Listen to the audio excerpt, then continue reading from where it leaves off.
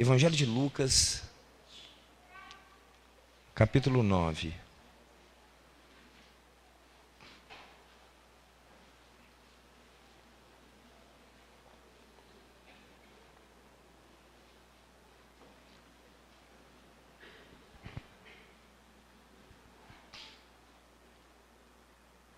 Amém. Eu quero chamar essa mensagem aqui de estou pronto. Amém? Estou pronto.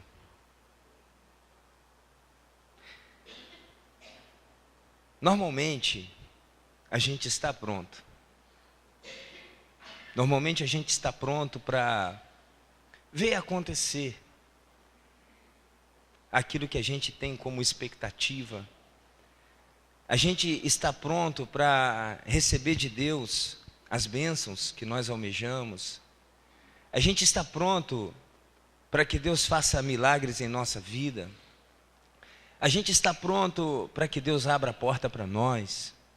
A gente está pronto para que Deus corresponda às nossas necessidades. Normalmente, nós estamos prontos ou pensamos estar pronto para que aconteça tudo de bom na nossa vida. A gente vem para a presença do Senhor com os nossos propósitos, as nossas vontades, com as nossas necessidades. E a gente se julga pronto para que Deus faça em nós e faça por nós tudo aquilo que a gente espera, tudo aquilo que a gente almeja.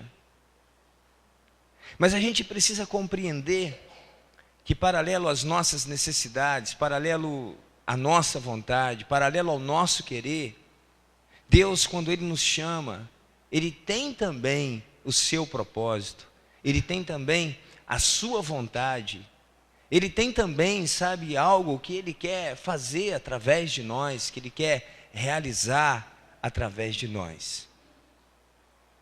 E quando se trata do cumprimento da vontade de Deus, aí, irmãos, necessariamente, a gente não está pronto. Não está pronto. Porque eu compreendo que para que se cumpra a vontade de Deus na nossa vida, para que Deus cumpra com o plano dele na nossa vida, tem que cumprir. Lucas 9, versículo 23. A gente precisa entender isso aqui. Dizia a todos: se alguém quiser vir após mim, a si mesmo se negue. Dia a dia, tome a sua cruz e siga-me. Amém? Para que Deus faça, para que Deus cumpra a vontade dEle, em muitos momentos, irmãos, a gente vai ter que abrir mão da nossa vida, do nosso querer, abrir mão de coisas que são valiosas para nós. E se a gente não tiver esse discernimento, a gente não vai ver nem a nossa vontade e nem a vontade de Deus se cumprindo na nossa vida. Aí, quando eu digo assim, estamos prontos, a pergunta tem que ser essa: para que estamos prontos? Para quê? E normalmente a resposta que a gente tem é estar pronto para viver uma vida previsível. Uma vida onde as coisas estão tudo em conformidade com aquilo que nós planejamos. A gente entende que quando a nossa vida está assim, tudo certinho, todas as vezes que você vai lá na prateleira, você acha o que você quer. Tá? Não necessariamente num sentido literal, mas às vezes, num sentido emocional. Está tudo convergindo para o bem. Deus está no controle, está na bênção, estou vivendo o que Deus tem para mim. A gente associa muito quando o nosso eu está feliz, quando, sabe, está tudo dando certinho, com a vontade de Deus está cumprindo. Mas às vezes, irmãos, o plano de Deus faz com que a gente perda o controle da nossa vida, sabe, de algumas circunstâncias, de algumas coisas, em determinados momentos. Para que o plano de Deus se cumpra, a gente vai olhar à nossa volta e vai perceber que determinadas coisas que de repente ontem estava sob meu controle, hoje não está mais.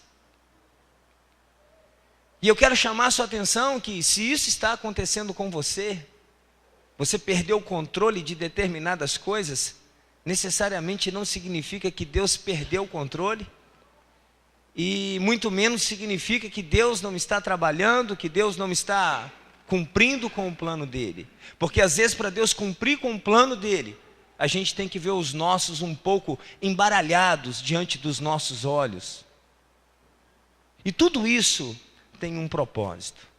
Sabe, aí eu peguei alguns exemplos da palavra do Senhor para a gente estar compartilhando, e vocês vão ver que pessoas, foram inseridas num plano de Deus, e eu considero que foram inseridos porque lá no seu coração existia os seus sonhos, a vontade de realizar também, e Deus, aproveita essas pessoas sonhadoras, mas para que o plano de Deus fosse cumprido, foi necessário que em determinados momentos, essa pessoa perdesse o controle, para Deus mostrar que é Ele quem tem o controle de todas as coisas. Então, se a gente não aprender a negar-se a si mesmo, que eu entendo que é a chave, que é a porta, que é o caminho que vai nos conduzir, sabe, para o êxito na nossa caminhada com o Senhor, a gente pode se frustrar e não ver nem o nosso e nem o de Deus acontecendo. O primeiro exemplo que eu quero compartilhar aqui é o de Abraão, que ainda não era conhecido como Abraão, mas como Abrão. Lá em Gênesis 12, a partir do verso 1 diz assim: ora, disse o Senhor a Abrão: sai da tua terra, sai da tua parentela e da casa de teu pai, vai para a terra que te mostrarei. De ti farei uma grande nação, e te abençoarei, e te engrandecerei o nome. Se tu uma bênção. Abençoarei os que te abençoarem, e amaldiçoarei os que te amaldiçoarem. E em ti serão benditas todas as famílias da terra. Olha para mim, se você abriu nesse texto, não feche a Bíblia. Deus, ele chega para Abrão e faz promessas. Abrão, vou fazer de você uma grande nação. Abrão, eu vou engrandecer o seu nome. Eu fiquei pensando comigo, a Bíblia, lógico que não diz isso, mas será se em determinados momentos, Abrão lá com seus sonhos particulares, nas suas realizações, levando em consideração que a humanidade estava começando, ainda não tinha, essa população imensa como de hoje, vários pontos da terra desocupado, os povos, as tribos sendo formadas. Em algum momento, será se Abrão nunca havia pensado, seria interessante eu sair daqui, ir para uma aldeia, começar um povo, lá na frente, isso ser chamado de um país e tal. Provavelmente Abrão tinha sonhos assim, e Deus vem para corresponder. Abrão, eu vou te abençoar. Abrão, eu vou fazer de você uma grande nação, Abrão. Eu vou fazer de você um povo grande, um povo forte. Amém. E quando Deus vem e fala, eu compreendo que Abrão entendeu, Deus está aprovando o meu sonho. Deus vai fazer acontecer. E eu quero que você considere que Deus aprova muito dos sonhos que estão no nosso coração. Mas para que isso acontecesse, Abrão teve que partir. Abrão não pôde continuar na terra em que ele morava. Abrão não pôde continuar morando na casa que ele morava. Abrão não pôde continuar próximo dos parentes que ele tinha, dos familiares que ele tinha, daquela vida previsível, certinha, que tudo dava certo. Ele partiu. Partiu para onde? Para uma terra em que Deus iria mostrar. E se você ler daqui para frente, nessa saga de Abrão, quantos altos e baixos, quantas dificuldades enfrentadas, e o sonho principal, que era ser a grande nação, a cada dia que se passava, ia se tornando mais distante, levando em consideração que Sarai era estéril, os conhecedores da palavra sabem disso, ela não podia dar à luz. Abrão está lá com os seus 99 anos, Sara com 98, um olha para o outro olha para o outro, acabou, perdemos o controle. Será se o que Deus falou, ele falou de um jeito que eu Não entendi direito? Não era para ter saído de lá? Será se era para ter ficado? O que nós mais precisamos não tem como acontecer. E aí, irmãos, Abrão com 99, Sara com 98, o Senhor decide visitá-los, envia o anjo. Lá em Gênesis 18:14, a pergunta do anjo para Abrão foi essa. Aí ele já era Abraão, né? Abraão, haveria coisa alguma demasiadamente difícil para o Senhor?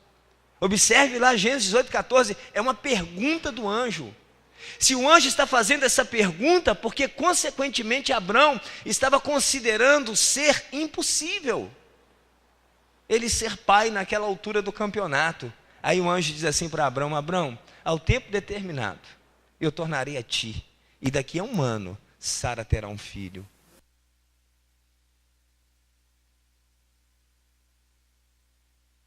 Que às vezes a gente vai ter que perder o controle, para que Deus assuma o controle. A gente às vezes tem aprendido e ouvido um evangelho onde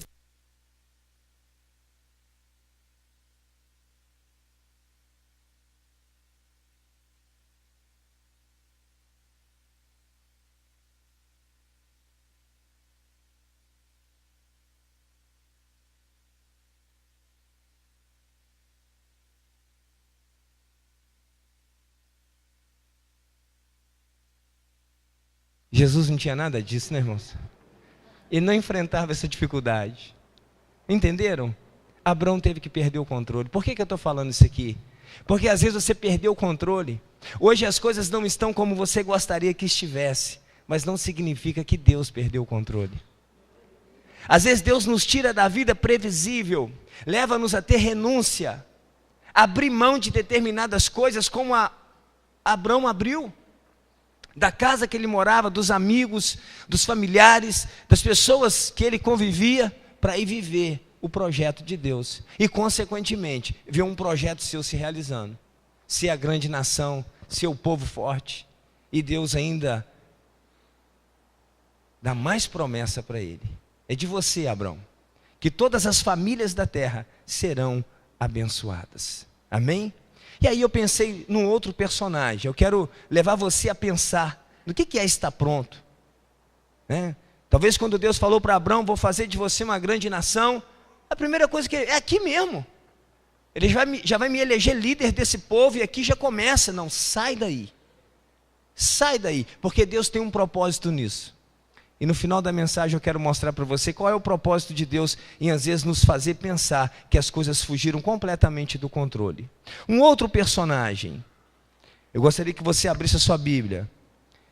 1 Samuel, capítulo 16, versículo 13. É um texto muito conhecido. Isso aqui fala do dia que Deus decidiu ungir Davi para ser o futuro rei da nação. Ser o futuro rei da nação de Israel. Ele havia aberto mão de Saul. Saul já não correspondia mais à expectativa de Deus. E aí ele decide. 1 Samuel 16:13 diz assim: tomou Samuel o chifre do azeite e o ungiu no meio de seus irmãos. Daquele dia em diante, o Espírito do Senhor se apossou de Davi. Então Samuel se levantou e foi para Ramá. Davi foi ungido. O Senhor me fez pensar também, será assim em muitos momentos aquele adolescente cuidando das ovelhas, cuidando do rebanho do seu pai, ele não brincou de rei? Já imaginou se algum dia eu for rei? Hein? Quantas vezes ele segurando o cajado, tocando o rebanho, ele não pode ter se visto como segurando um cetro na mão? Ele não pode ter se visto como alguém, né, que seria o rei, mesmo que parecesse uma coisa distante demais. Eu quero chamar a sua atenção para sonhos que possivelmente, sabe, ficam permeando o seu coração, e aí a gente às vezes nem leva em consideração como a gente deveria, porque provavelmente são sonhos de Deus, para a nossa vida também. E quando Samuel vai até a casa de Jessé e unge Davi, diz aqui que daquele momento em diante, desceu o óleo, o Espírito Santo, ele foi ungido e a presença de Deus foi com ele. Que expectativa que se gera no coração de quem recebe uma unção como essa e é cheio do Espírito Santo? Daqui a pouco eu estou no trono, daqui a pouco eu estou reinando, daqui a pouco eu estou governando. E aí, leia a história de Davi daqui para frente. Um belo dia o pai pede para ele ir lá no campo de batalha. Aumenta um pouco o retorno para mim. Pede para ir no campo de batalha, para ver como é que estava lá os seus irmãos no combate, levar um lanche, né, para eles. E aí, irmãos, ele vê Golias, se oferece para lutar, vence Golias. Olha que coisa tremenda. Daí a pouco ele está lá tocando harpa para que o coração de Saul fosse apaziguado. Deve ter pensado, olha, Deus está acelerando o processo, já estou dentro do palácio. Daqui a pouco Saul vai enxergar quem eu sou em Deus, vai passar a coroa para minha cabeça, vai me colocar sentado no trono e eu vou governar porque Deus me ungiu. Olha o meu sonho, hein? Por que a gente só gosta de ver Deus operando quando tudo vai caminhando certinho? E quando as coisas fogem do controle, não, Deus não está no controle, eu estou em desobediência. E, irmãos, em alguns momentos Deus, Ele faz com que a gente perca o controle. Daí a pouco aquele a quem Ele ajudava, que é Saul, ajudava no combate, ia para a guerra com Saul. E quando eles voltavam do combate, a canção, né, das mulheres que estavam esperando os soldados voltar da guerra era essa: Saul matou os seus milhares e Davi matou os seus 10 milhares. Eu fico pensando, se o povo está do meu lado, eu ando do lado do rei, já eu estou no trono. Olha, o rei está vendo que além de eu ser bom na guerra, além de eu ter destruído Saul, além de eu tocar harpa para acalmar o coração dele, eu já ganhei o coração do povo. Então, beleza, estou no trono. Daqui a pouco o que acontece? Saul se enche de raiva, de ira, de inveja e começa a perseguir a Davi. E tem um texto muito interessante, 1 Samuel, no capítulo 22, você vai ver que Davi tem que sair como um fugitivo, ele vai para uma outra nação. O que ele vai fazer lá? Esconder os seus pais, porque os seus pais agora estavam correndo risco de ser morto, de serem mortos por Saul. Olha, Deus perdeu o controle, eu perdi o controle. Agora eu não vou para o trono mais. Aonde foi que eu errei? Que decisão errada que eu tomei? Olha que coisa interessante, irmãos.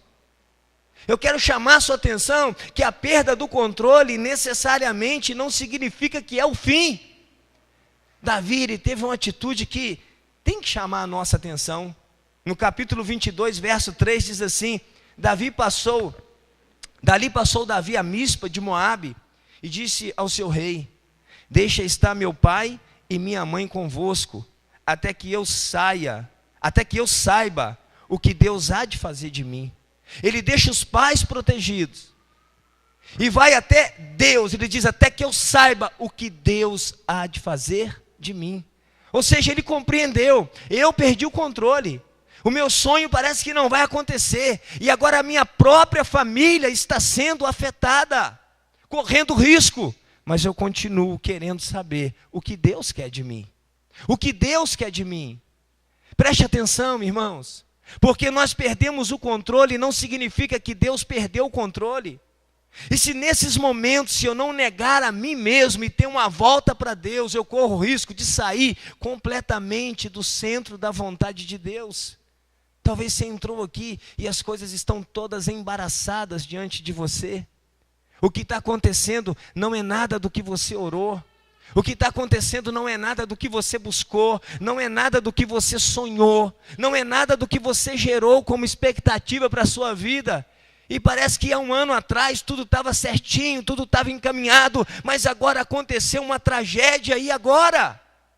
E agora? Faz o que Davi fez, entra na presença de Deus, procura querer saber o que Deus há de fazer de você, amém? E entenda, porque você perdeu o controle, não significa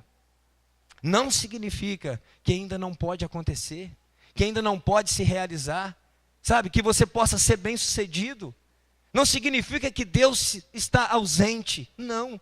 Então Davi tem um comportamento que tem que gritar no nosso coração. Tem que falar muito alto no nosso coração. Quando eu perco o controle das coisas, eu tenho que ir para aquele que não perde o controle nunca. E esse é Deus. Entenda isso no seu coração. E aí, irmãos, pulando para o Novo Testamento, aquele que é a nossa maior referência, aquele que está acima de todos, de tudo, que é Jesus. Abra sua Bíblia em Mateus capítulo 6.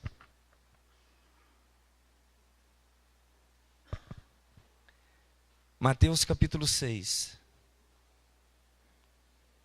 Versículo 10. Diz assim, ó: venha o teu reino, faça-se a tua vontade, assim na terra como no céu. O que Jesus está fazendo aqui, irmãos?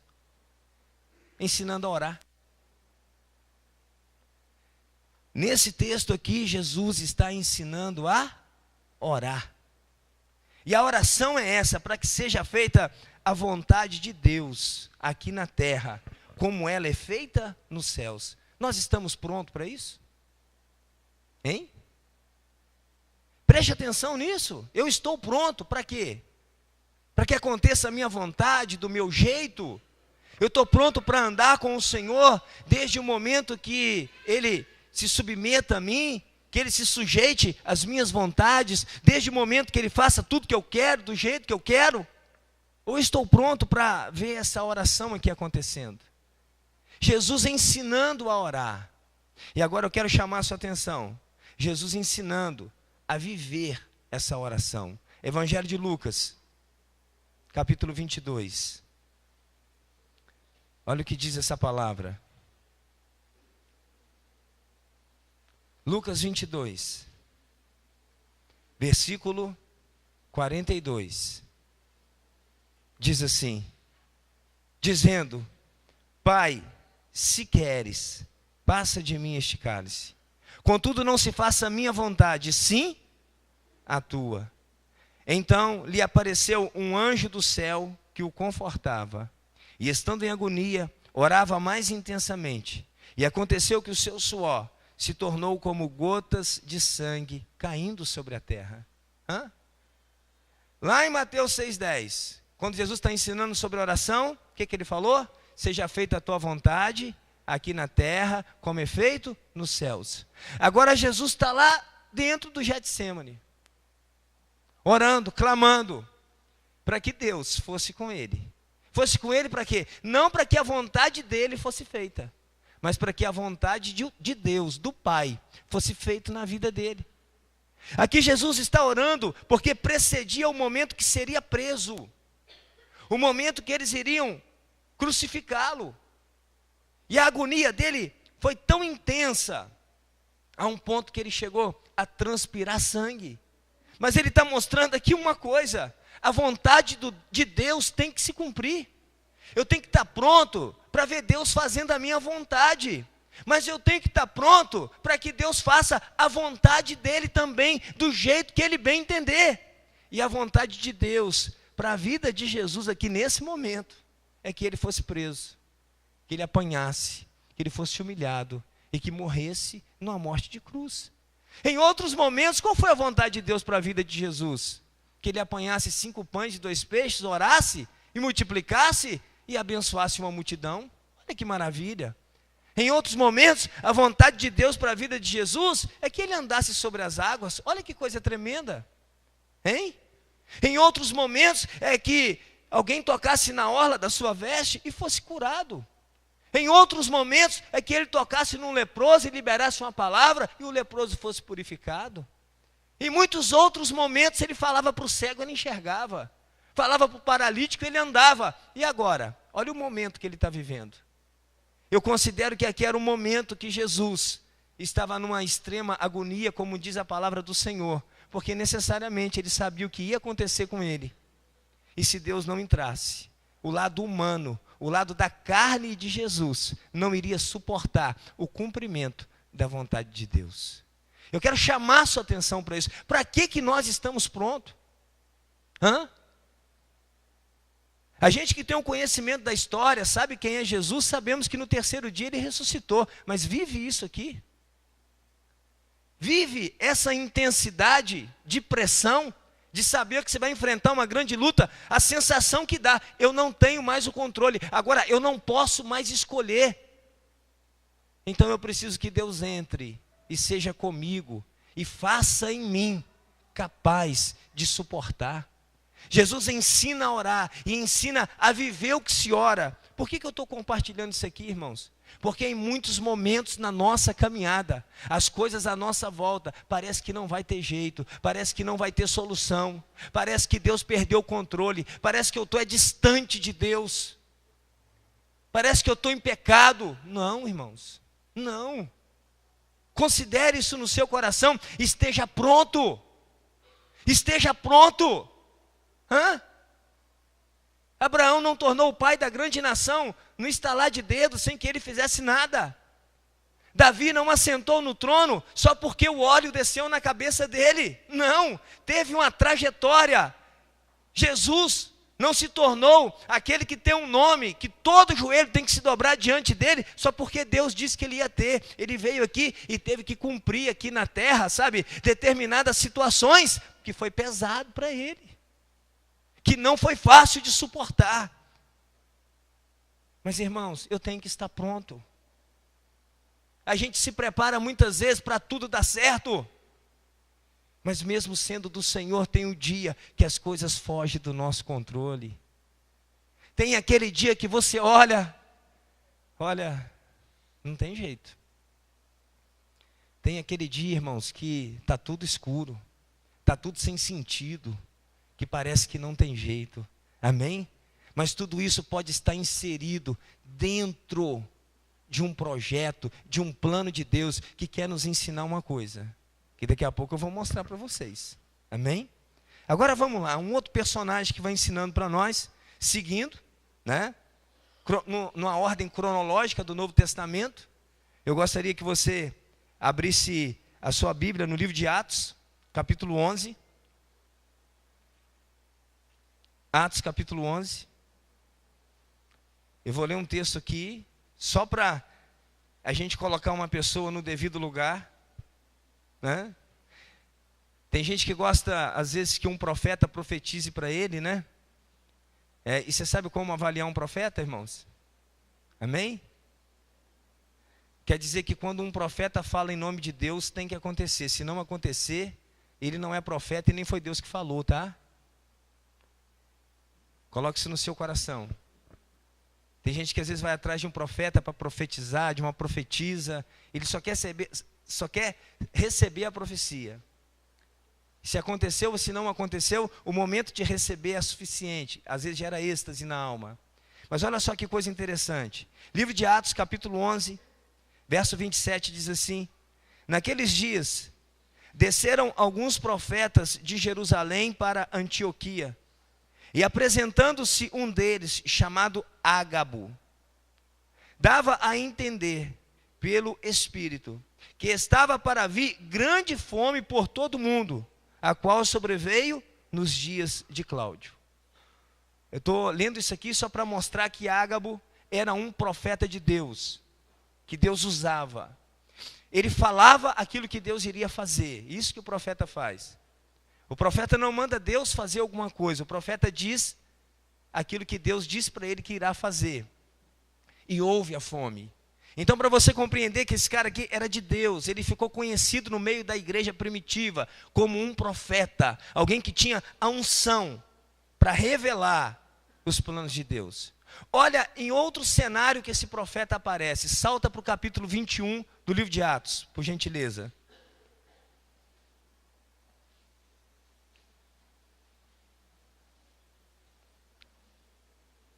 Olha que coisa tremenda. Quem achou diz amém. Demorando-nos ali alguns dias, desceu da Judéia um profeta chamado Ágabo, que é o profeta que nós acabamos de apresentar. E vindo ter conosco, tomando o cinto de Paulo, ligando com ele os próprios pés e mãos, declarou: isto diz o Espírito Santo. Assim os judeus em Jerusalém farão ao dono deste cinto e o entregarão nas mãos dos gentios. Quando ouvimos essas palavras, tanto nós como os daquele lugar, rogamos a Paulo que não subisse a Jerusalém. Olha para mim, por favor, e não fecha a Bíblia. Parece que eles estão numa reunião. Traz a cena na sua memória, por favor. Está ali os discípulos, os apóstolos, os crentes. Paulo está no meio. E eu entendo que o cinto de Paulo não estava na cintura dele. Devia estar pendurado num cabideiro lá em algum lugar específico. Quando Ágabo chega nessa reunião, ele olha para o cinto e o Espírito diz o que ia acontecer com o dono do cinto. Ele pega, amarra suas mãos, os pés e diz assim: olha, os judeus vão fazer isso com o dono desse cinto. E vão entregar nas mãos dos gentios, é para ser morto. Hã? Quem estava falando, irmãos? Ágabo. Quem é Ágabo? O profeta que profetizara lá atrás uma fome e ela veio. Então, quando uma pessoa tem um know-how desse, de falar e Deus cumprir, é uma palavra para gerar temor. Concorda comigo? Hein? E Paulo estava para ir a Jerusalém. Aí os irmãos em volta de Paulo começam a falar: Paulo, não vai, Paulo. Paulo, não vai, Paulo. Paulo, não vai. Eu fico pensando, se fosse eu e você o dono daquele cinto, o que nós faríamos? Hein? Nós estávamos prontos para ouvir aquela profecia e fazer o quê? Aí o verso 13, o apóstolo Paulo diz assim: então ele respondeu: que fazeis chorando e quebrantando-me o coração? Pois estou pronto, não só para ser preso, mas até para morrer em Jerusalém, pelo nome do nosso Senhor Jesus. Ele estava pronto. Irmãos, e quem era Paulo? Lê os capítulos anteriores de Atos. Deus usando Paulo, Deus manifestando a glória dele através de Paulo. Paulo plantando igrejas, Paulo ganhando almas para Jesus. A gente pode pensar, não era para que ele fosse preso e fosse morto. Não, a vida tinha que continuar. Essa profecia é para que ele não fosse para Jerusalém. Mas Paulo foi, irmãos. Foi por quê? Porque Paulo sabia o que Deus queria dele. A gente precisa compreender isso. Entender o que Deus quer de nós. Porque quando nós entendemos o que Deus quer de nós, a luta, a prova, a dificuldade, a perda do controle não nos surpreende. Sabe? A gente passa por ela, entendendo que tem um Deus no controle de todas as coisas. Paulo diz categoricamente: eu estou pronto. E eu fico pensando, se eu fosse o dono daquele cinto, o que eu faria? Eu iria para Jerusalém? Eu iria para aquele lugar onde tinha uma cadeia me esperando, onde eu seria entregue para ser morto? Ou eu tomaria um outro rumo? Irmãos, eu estou pronto, é o que ele diz. E o que Deus quer é que a gente esteja pronto. Esteja pronto. Amém? Por que Paulo, ele dá essa palavra que está pronto? Porque ele sabia. Se você for lá para o capítulo 9 de Atos, na sua conversão, no versículo 15 e 16, o Senhor diz assim a Ananias: mas o Senhor lhe disse: vai, porque este é para mim um instrumento escolhido para levar o meu nome perante os gentios e reis, bem como perante os filhos de Israel. Pois eu lhe mostrarei quanto lhe importa sofrer pelo meu nome. Ele estava pronto porque ele sabia tudo que ele poderia passar. Irmãos, e se a gente ficar pronto só para ter vitória, só para as coisas dar certo, só para as coisas acontecerem do meu jeito, quando não tiver do meu jeito, eu vou estar pronto para quê? É impressionante o número de pessoas decepcionadas com Deus, porque diz: Deus não fez o que eu quis, Deus não respondeu a minha oração, Deus não curou quando eu pedi, Deus não abriu a porta quando eu busquei para Ele abrir a porta, Deus não fez aquilo, Deus não fez aquilo outro. Irmãos, e às vezes Deus nos coloca em determinadas situações que o aspecto é esse, que está tudo fora de controle. Mas porque Paulo foi para Jerusalém e foi preso, ele foi levado diante dos reis, ele foi levado diante de César, que é o que ainda faltava para o seu ministério. Amém? Deveria ser assim para se cumprir toda a vontade de Deus na vida de Paulo. Então eu quero chamar a sua atenção para que quando você olhar a circunstância à sua volta, o desespero não tome conta do seu coração, porque tudo pode estar dentro de um plano de Deus. Quem está entendendo diz amém? Amém? Tudo pode estar dentro de um plano de Deus. Esse marido que você ora e ainda não veio. Talvez se ele vier, você para de orar e Deus quer que você ore um pouco mais. Essa mulher que é rixosa e você intercede e ela não acalma de jeito nenhum. Se Deus acalmar ela, às vezes você vai parar de orar, meu querido. Hein? Esse filho que, né, e você está orando né, e Deus faz na vida de um, Deus faz na vida do outro, e o outro pai está feliz, a outra mãe está feliz porque Deus fez e no meu ainda não. Continue orando, está tudo dentro de um plano de Deus. Não pare, não pare, não pare. Em nome de Jesus, só não pare. Porque às vezes, irmãos, acontece isso. E se você for instruído no evangelho, que o nosso Senhor é como o gênio da lâmpada, que você esfrega e faz 3 pedidos, todas as vezes que você esfregar. Aí você esfrega de manhã, de tarde e de noite, e quer o cumprimento de 3 pedidos, porque às vezes é isso que a gente aprendeu, é o que foi pregado para nós. Não é não, irmãos. Deus sim, faz muito da nossa vontade, mas principalmente, Ele quer que a vontade dEle se cumpra na nossa vida. Sabe por quê? A vontade dEle é boa, a vontade dEle é perfeita. Mas eu não estou vendo nada de bom e nada de perfeito.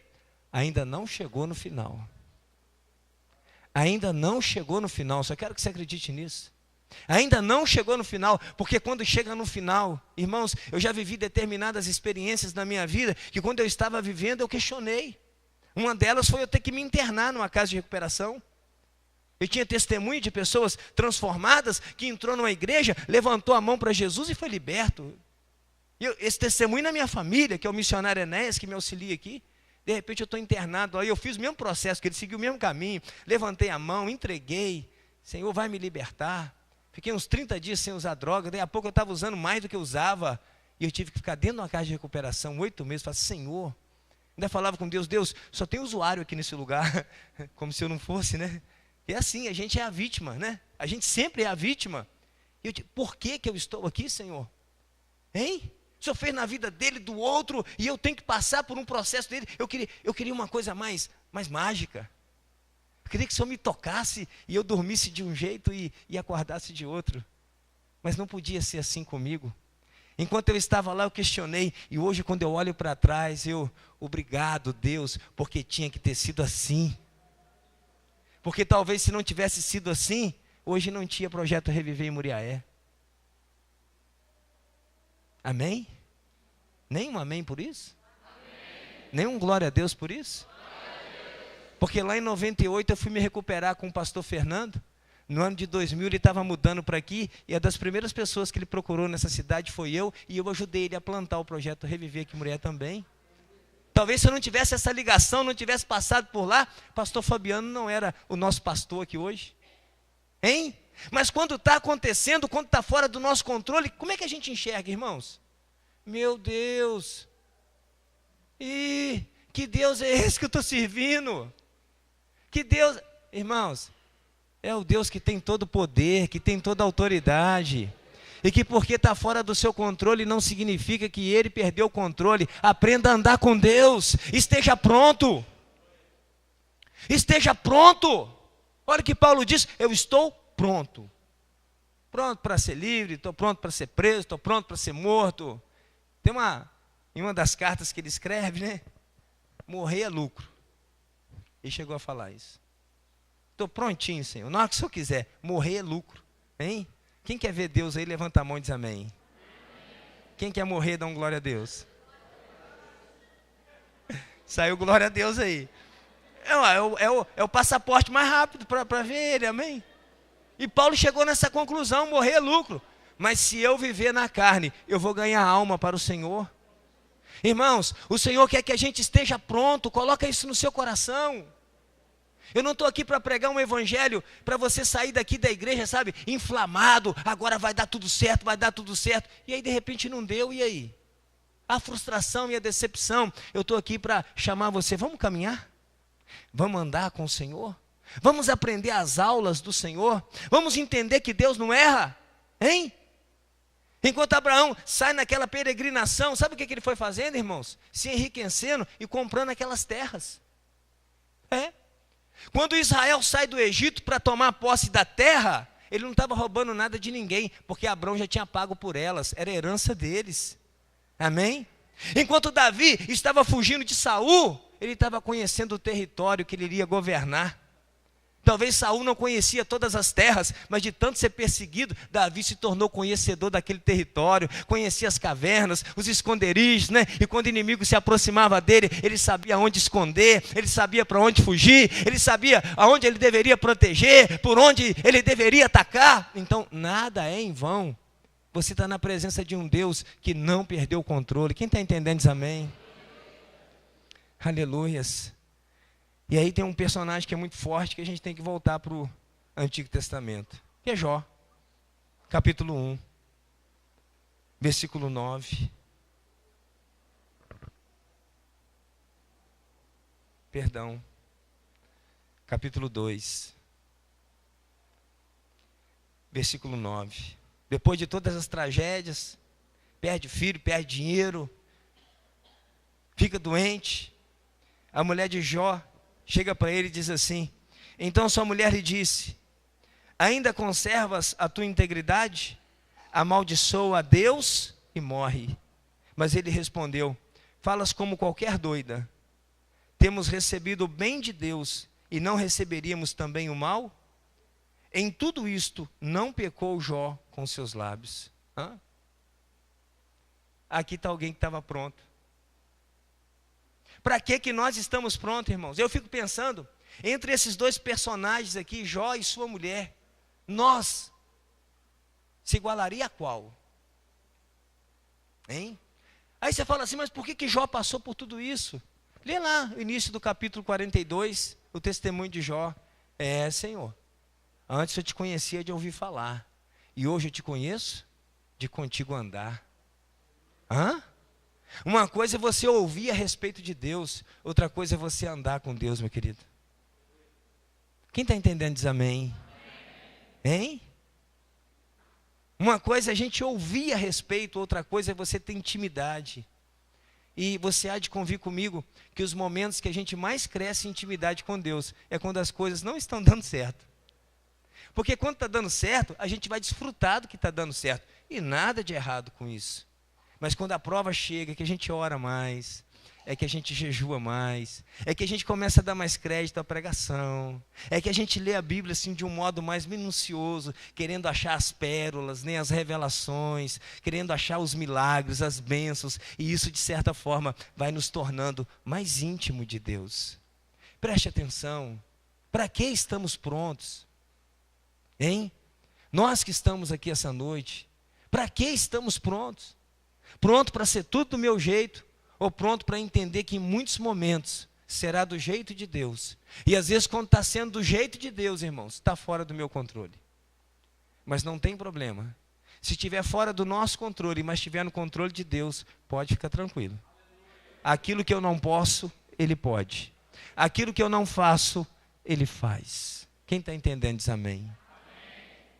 E eu entendo que com tudo isso, Deus quer dar uma aula para nós, que eu falei várias vezes aqui na pregação, que eu queria falar isso para vocês. Evangelho de João, capítulo 15,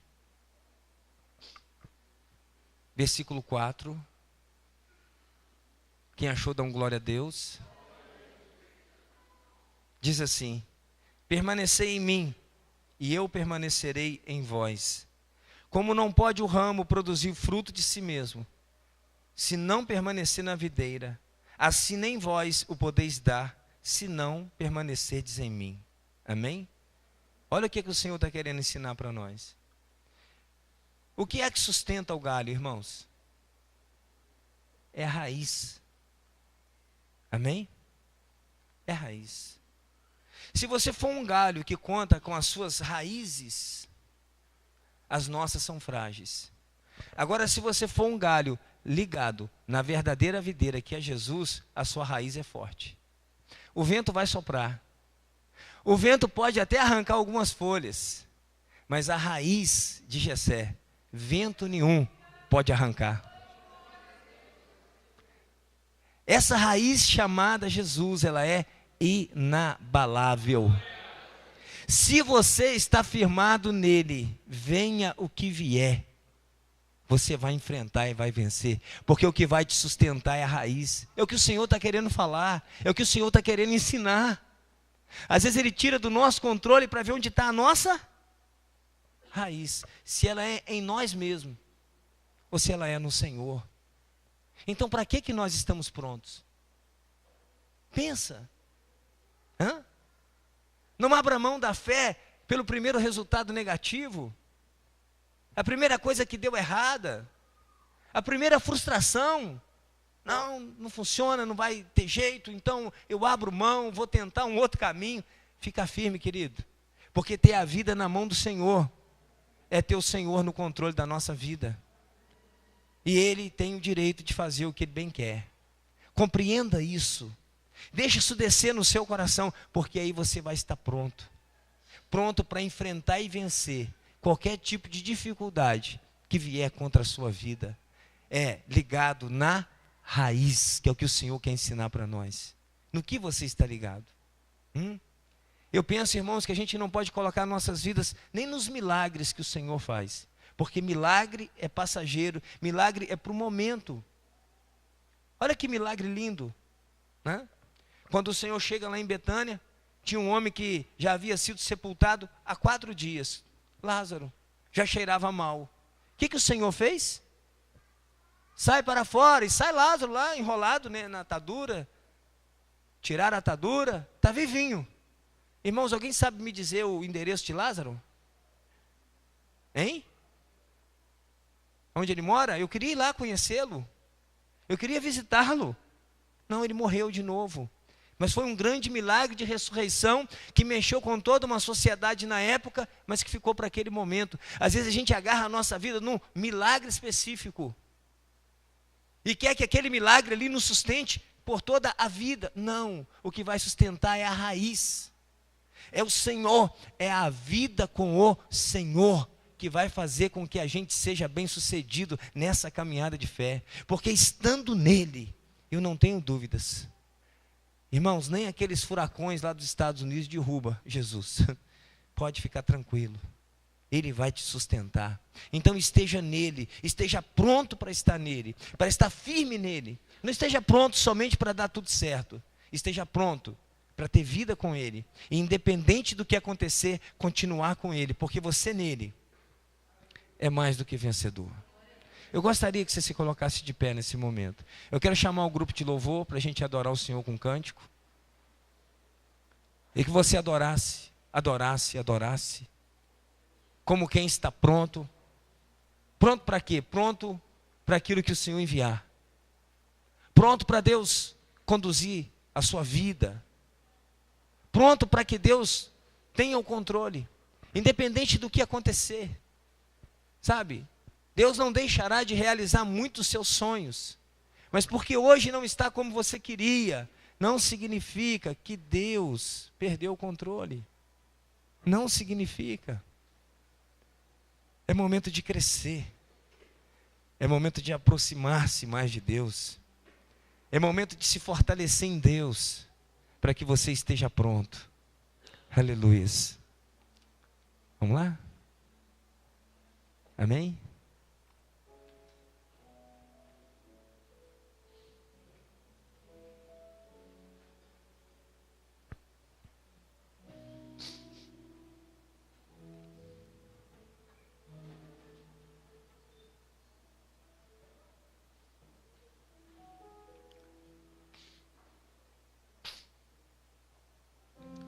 Ao vivo é assim, né, irmãos?